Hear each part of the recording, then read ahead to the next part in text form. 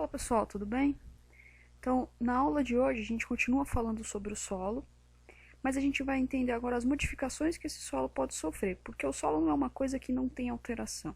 Ele sofre sim várias alterações ao longo dos anos. Então, mesmo depois que ele foi formado, ele não vai ficar uma coisa parada que vai ser sempre a mesma, tá? Então, ele pode sofrer algumas modificações. Nós vamos dividir essas modificações em modificações naturais e modificações artificiais, ok? Então, vamos lá. Primeiro a gente vai começar com as modificações naturais. Toda vez que a gente disser que uma modificação é natural, a gente está dizendo que ela ocorre sem que tenha a ação do ser humano. Não depende da ação do ser humano para ela acontecer. Então a primeira que a gente vai ver é a erosão eólica. Então o eólico tem a ver com o vento. Então a erosão eólica é aquela que é causada pela ação do vento. Então se você olhar aí nas imagens, ó, as rochas estão sendo desgastadas ou até mesmo arrastadas pela ação do vento. Então, um tipo de erosão muito característica do vento é a formação de estruturas chamadas de dunas. Então, quando o vento fica soprando sempre numa mesma direção e arrastando umas partículas de areia para o mesmo lado, ele acaba amontoando essas partículas de areia numa determinada área. E aí a gente acaba tendo a formação das dunas, ok? Então, a erosão eólica parece ser um pouco difícil da gente imaginar, né? Porque parece como que o vento vai conseguir mexer com uma coisa tão rígida, tão fixa, né? Quanto o solo, mas ele consegue sim. Então, ele vai batendo ali na rocha, vai arrastando as partículas e vai causando uma modificação naquele solo. A próxima é a erosão pluvial. Toda vez que a gente se refere a pluvial, nós estamos nos referindo à chuva. Então, a erosão pluvial é aquela que é causada pela ação das chuvas. Então, se a gente olhar aqui nas imagens no fundo, a gente vê que conforme a água da chuva vai se acumulando, ela vai criando aí uma força que pode arrastar o solo de uma determinada região, tá? Então, a gente costuma ouvir nos períodos de chuva que houve um deslizamento de terra. Por que esse deslizamento de terra acontece? A força da água consegue empurrar o solo e a vegetação influencia nisso. De que forma? Como que um solo com vegetação pode atuar durante um processo de erosão? Então é assim, pessoal. Vamos olhar a primeira imagem aqui, ó. Desse lado, nós temos uma área com floresta. Então, nessa área com floresta, você vai ter a vegetação, a raiz dessa vegetação presa ao solo, e esse conjunto aqui vai proteger o solo da ação da erosão, ok? Então, todo solo que tem uma vegetação, ele sofre menos a ação dessa chuva. Então, é difícil dela conseguir arrastar o solo. Agora, se não houver a vegetação, o solo fica desprotegido e aí a erosão pode ser muito mais forte. Então, quando a gente ouve falar em deslizamento, por que isso acontece? Para poder construir as casas naquelas regiões, eles tiram a vegetação, né, e com isso o solo fica mais solto e desprotegido. Conforme a chuva vem, ela acaba arrastando mais facilmente essas partículas e isso leva a imagem que a gente viu aqui, ó, ao deslizamento. Então, as árvores protegem bem, mas mesmo assim pode sofrer essa ação. Aonde não tiver a árvore, é mais fácil ainda de sofrer esse processo que vai empurrar aí as partículas, tá? Então, se a gente olha aqui, ó, você tem uma grande infiltração de água quando tem uma região com floresta, e quando não tem a floresta, tem uma pequena infiltração. Então, fica bastante água aqui, ó, em cima do solo. Então, esse solo vai sendo arrastado. Então, todo lugar que tem bastante vegetação segura mais, não deixa o solo sofrer tanta erosão, e todo lugar com pouca floresta, pouca vegetação, vai sofrer uma ação maior da erosão, ok? Outro tipo de erosão que a gente tem é a fluvial, agora é com F, tá? Na erosão fluvial, quem vai causar aí também vai ser a água, mas no caso vai ser a água dos rios. Então, conforme a água do rio vai passando, ela vai causando um desgaste aqui na margem do rio e vai arrastando essas partículas. Ela pode arrastar a partícula e depositar num outro ponto do rio, modificando ali os próprios componentes daquela nova área, ou ele pode arrastar isso até o mar. Então, lá embaixo da água também tem solo, na margem também tem solo.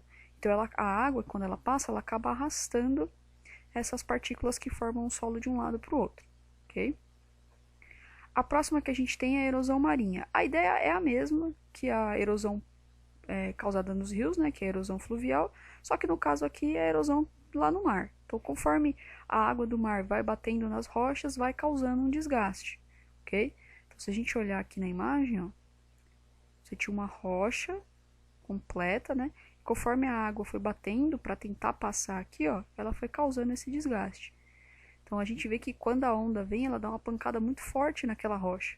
E isso acaba arrastando as partículas. Vai quebrando, vai formando pequenos pedacinhos dessas rochas que vão se desfazendo aí e vai mudando o solo que se encontra ali embaixo da água. Ou até mesmo ali na margem, né? Então, se você vai à praia, você vê que a onda, ela chega até a areia onde você está e ela pode arrastar essa areia para trás, levar de volta para o mar e empurrar de novo, causando uma modificação aí. A próxima é uma erosão glacial. Então, aí pode acontecer por um bloco de gelo que se desprende de uma geleira, ou pode ser por causa de uma avalanche, e conforme esse gelo vai descendo, ele vai arrastando junto com ele o solo, ou ele vai até quebrando em algum lugar e modificando esse lugar onde ele acaba batendo, tá?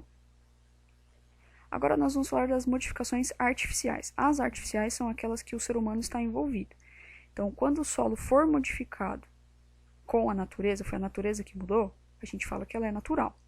Quando o ser humano ele acaba influenciando nesse processo, a gente fala que é uma modificação artificial, ok? Então, a primeira que a gente vai ver aí é a drenagem. Na drenagem, nós vamos ter o excesso de água retirado do solo. Então, o que a gente sabe? O solo tem a sua porosidade, certo? Alguns são mais porosos, outros são menos porosos. Independente disso, quando tem água no solo, ela acaba preenchendo esses poros e faz com que não tenha ar disponível.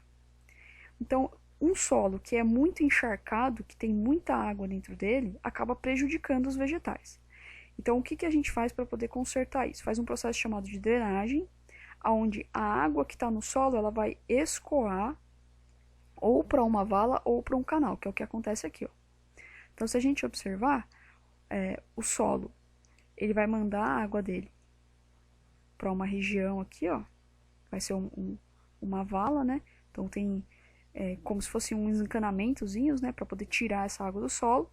E aí ele não vai ficar mais tão encharcado. Você vai dar espaço para o ar lá dentro. Então, vai ter um pouquinho de água ainda, mas além da água, agora tem um espaço para o ar poder circular lá. Okay? Então, na drenagem, vai ser retirado o excesso de água por meio de valas ou canais. Okay? Essa água vai escoar, ela vai sair de dentro do solo, permitindo assim que os poros fiquem livres. Então, na drenagem, a gente aumenta a quantidade de ar dentro do solo. Okay? Então, os poros deles ficam liberados para não só ter água, e sim também tem ar lá dentro. O próximo que a gente vai ver aí é a irrigação, que é um processo inverso da drenagem. Na drenagem a gente tira a água do solo e na irrigação a gente vai dar água para o solo. Como assim? Tem lugar que é muito seco, não tem muita água disponível. E solo muito seco também não serve para plantação. Então, são feitos alguns artifícios aí para poder jogar água nesse solo. Esses artifícios são chamados de irrigação. A irrigação, ela pode acontecer por um processo de gotejamento. Então, como que é isso? A água, ela vai ser gotejada em gotinhas, ela vai cair em gotinhas no solo, como se tivessem mangueiras furadas, que vão deixando a água cair de pouquinho em pouquinho, várias e várias gotinhas. Ou pode ser por aspersão, que é o que a gente está vendo aqui, ó. Então, vai jogar essa água aí, ó, vai distribuir na forma de chuva, tá? Então, pode ser por gotejamento, por aspersão ou então, em alguns casos, por inundação, tá? Então, aqui a gente vê que tem mais água. Aí vai de acordo com aquilo que você quer plantar e com as características daquele solo. Lembrando que algumas plantas precisam de mais água, outras precisam de menos água, ok? Então, no caso dessas aqui que vão por inundação, são plantas que elas se desenvolvem em solos com muita água, tá? Próximo aí é a adubação. A adubação nada mais é do que você colocar no solo substâncias que vão enriquecer ele, vão deixar ele fértil, ou seja, vão deixar ele com mais nutrientes para que o vegetal que você plantar ali se desenvolva. Então, nós temos 3 tipos de adubação. a adubação química, onde os nutrientes necessários eles são produzidos ou em indústrias ou eles são extraídos de rocha, e aí você vai jogar isso no solo, você vai adicionar isso no solo. Tá? Também tem a adubação orgânica, que vai ser feita por restos de vegetais ou animais mortos, que a gente fala que são restos orgânicos.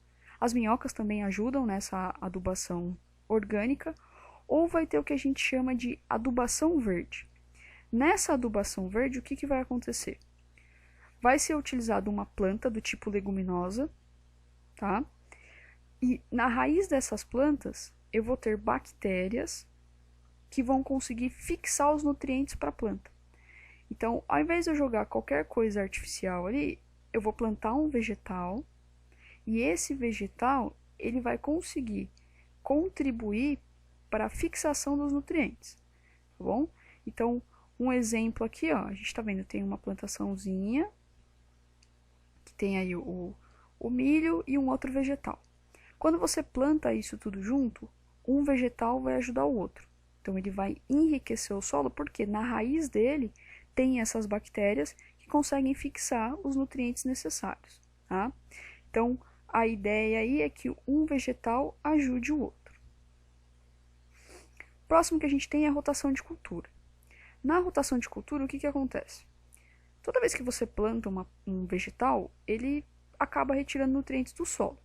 Se você plantar sempre a mesma coisa, ter sempre o mesmo tipo de cultura, pode ser trigo, pode ser arroz, pode ser soja, pode ser algodão, seja lá qual for a cultura que você vai escolher, se você plantar sempre a mesma coisa, ele sempre vai tirar o mesmo nutriente do solo. E esse solo, ele começa a ficar um solo cansado, ele começa a perder a sua capacidade de deixar com que o vegetal se desenvolva. Então, o que acontece? Para evitar que esse solo fique pobre, é feito um rodízio, ou seja, é feito uma troca na cultura. Você vai rodar, você vai fazer um rodízio. Então, uma hora você planta, por exemplo, o algodão, uma outra hora você planta a soja, você vai mudando. Por quê? Cada um dos vegetais que você plantar ali, ele vai ter a necessidade de um nutriente diferente. Eles não podem sempre precisar dos mesmos nutrientes. Por quê? Quando você muda a rotação, você dá tempo do solo se recuperar. Então, você vai fazer um rodízio entre 2 ou 3 tipos de planta que vão necessitar de nutrientes diferentes. E aí, com isso, você dá chance para o solo de se recuperar. E aí, ele vai ficar fértil por mais tempo. Então, você faz uma rotação de cultura, você muda. Durante uma época, você planta um tipo de cultura. Na outra época, quando você tiver feito a colheita, você vai plantar um outro tipo de cultura. Ok? Outro processo que a gente tem aí com modificação artificial é a aração. A ideia da aração é fazer com que o solo volte a ter mais ar dentro dele. Então, o que vai acontecer aí? Vai ser utilizado um instrumento, que é o arado, que pode ser através de tratores ou através de tração animal. Então, o arado é preso num boi ou num cavalo, ele vai puxando, né? Aí você tá vendo aqui, ó, o senhorzinho tá ajudando no processo para poder guiar. Mas o que acontece? Nesse arado, você vai ter uma ferramenta que vai mexer com a camada superior do solo. Ela vai ficar misturando a camada superior do solo. Conforme esse movimento é feito, ele acaba fazendo com que o solo fique mais aeroso. Então, ele vai fazer com que os poros ali se mexam, se misturem novamente, facilitando assim a passagem da água e do ar. A gente conversou um pouquinho sobre a importância das minhocas, e a gente viu que a minhoca, quando ela se mexe no solo, além dela fazer o buraquinho, né, além dela fazer as galerias, ela também acaba misturando os nutrientes, ela ajuda nesse processo. Só que, se você tiver um lugar muito grande, haja minhoca para poder misturar solo, né? Então, para ajudar nesse processo, você usa a aração, ok? Então, pode ser através de um caminhão, de um trator, desculpa, pode ser através do trator, ele vai mexendo aí a parte mais superficial do solo, a parte de cima do solo, ou também através da tração animal, tá? Quando o animal vai puxando esse arado para você. Agora a gente vai falar de modificações que não ajudam o solo. Todas que a gente falou das artificiais até agora, né? Vamos voltar um pouquinho. Aqui, ó.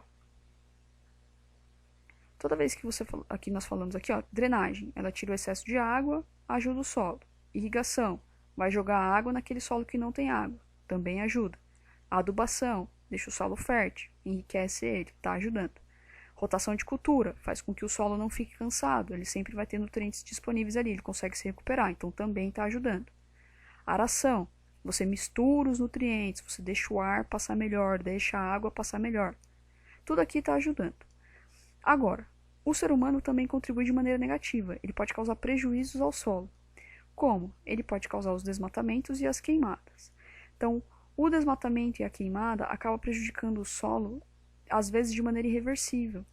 Então, a ideia aí é você tirar aquela plantação que estava ali, né, a plantação original, os vegetais originais, e tentar plantar alguma coisa ali naquele solo de acordo com o que você quer. Só que quando você queima ou desmata, você faz com que ele perca muito nutriente. Em alguns casos, pode se tornar até irrecuperável. Então, o desmatamento e a queimada é um tipo de modificação prejudicial ao solo. Tá? Ainda acontece em algumas regiões, mas é um tipo de modificação muito ruim. Okay? Causa muitos danos. E a última que a gente vai ver aí é a extração mineral. Então, muitas coisas que a gente consome, muitos produtos que a gente tem em casa, eles são feitos de minerais que são extraídos de uma determinada região. Só que para eu extrair esse mineral, eu vou ter que ir lá e fazer um desgaste muito forte naquele solo. E às vezes, esse desgaste causado pela extração mineral, ele acaba sendo muito, muito prejudicial. E em alguns lugares, eles exploram tanto que pode fazer com que aquele recurso que tinha ali, aquele mineral que tinha ali, que ele não exista mais. Então, quando a mineração é feita, ela tem que ser feita de uma maneira consciente, fora todo o prejuízo ambiental que ela pode causar ali naquela região onde ela acontece. Ok? Então, por hoje é só, pessoal. A gente viu as modificações que o solo pode sofrer, né? As naturais, erosão eólica, pluvial, fluvial, marinha e glacial, e as modificações artificiais, que são aquelas que são causadas pelo homem, né? Drenagem, irrigação, adubação, rotação de cultura, aeração, desmatamento e queimadas e a extração mineral. Ok? Bons estudos para vocês!